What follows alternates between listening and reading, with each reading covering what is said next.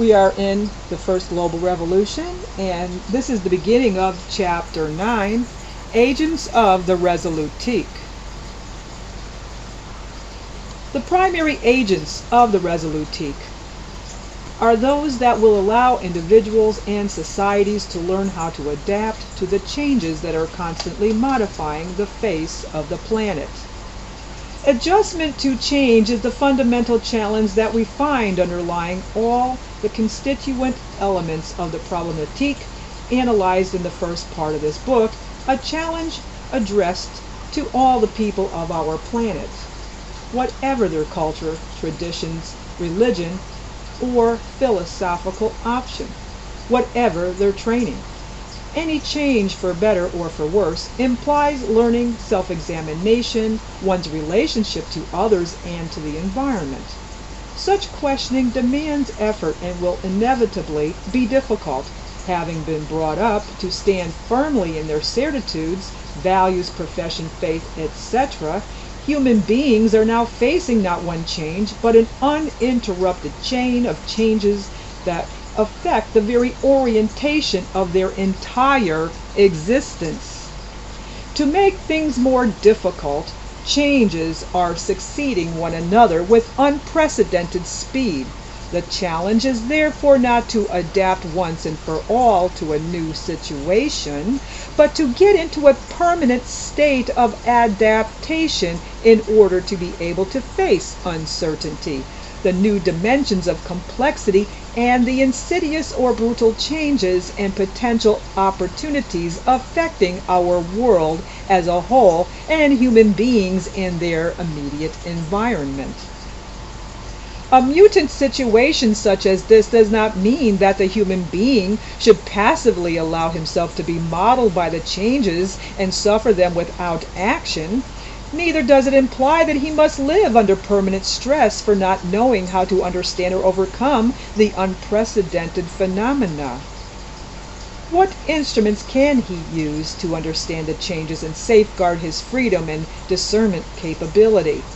How can he become not an isolated spectator wallowing in his own pessimism, but an actor organized and capable of contributing through his spirit of innovation and his willpower to the building of the society he deeply desires?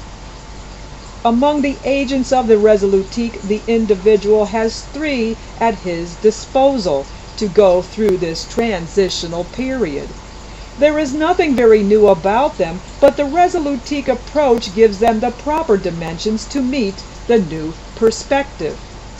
They are the learning challenge of education, the contribution of science, and the new technologies in the role of mass media.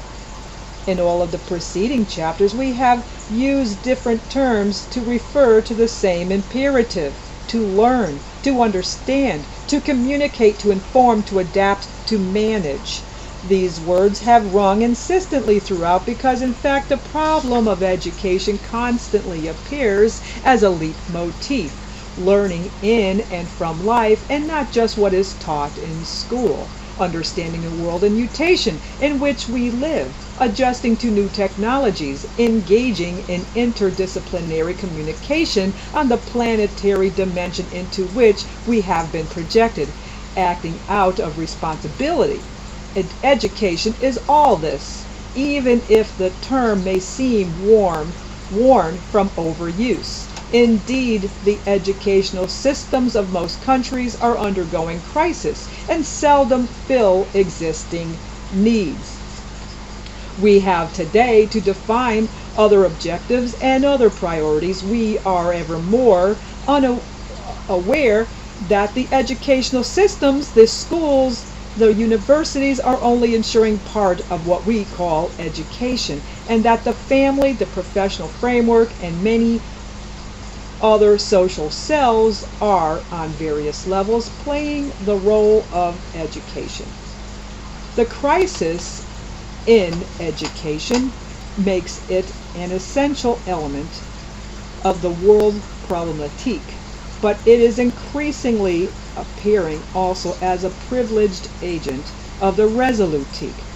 This is why it constitutes a prime articulation in the Problématique Résolutique pair. 1. The learning challenge.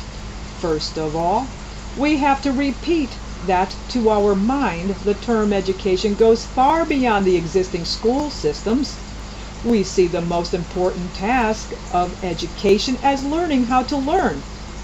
It may be a truism to say that education is the key to the quality of human resources, but this is only so if education is understood as a series of processes that not only shape vocational qualifications but also enable the individual to actualize his or her potentiality by absorbing and mastering the cultural factors necessary for intelligent participation in society, the acceptance of responsibility, and the existence of true human dignity. Unfortunately, knowledge and social relations have reached such a state of complexity that the educational system has become a natural prey to three afflictions: plethora of knowledge, anachronism, and unsuitability. This plethora of knowledge applies at all age levels. The sheer scale of the accumulation of knowledge in all fields means that we no longer know how to select what should be transmitted to children and students. To take an example, the quantity of scientific and technical publications in 1986 alone equaled and perhaps surpassed the production of all scholars and experts from the remotest past up to the Second World War. How is such a flood of information to be sorted out?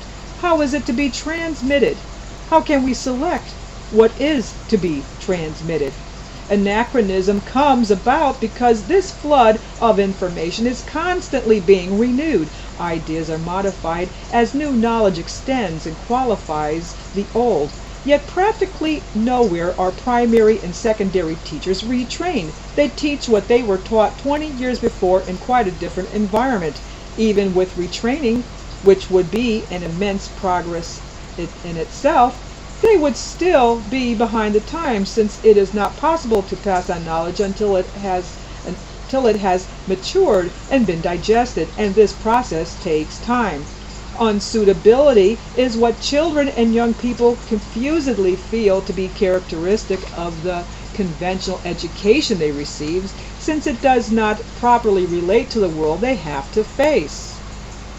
Television and strip cartoon, novels and science fiction films, the universe of concrete, glass, and aluminum, all seem a far cry from what is taught at school.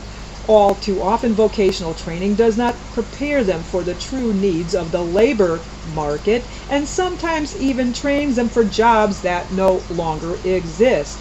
This situation is difficult to remedy, since the efforts of structural and curriculum reform, with all their unwanted side effects, are felt only in the long term, after at least 10 or 15 years.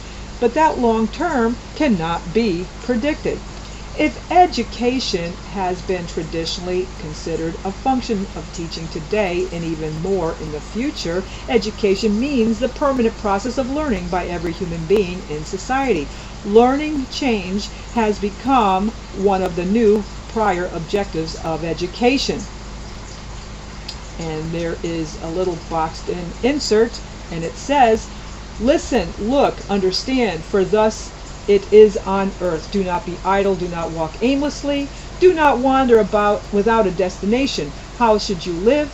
How should you go on for a short time?" They say it is very difficult to live on the earth, a place of terrific struggle. My little lady, my little bird, my little one. And this was a pre-Columbian teaching by Wet Latoye. Kind of hard to pronounce it. And I'll end this right here, and we'll pick up in the next video. This is part 1 of chapter 9, Agents of the Résolutique.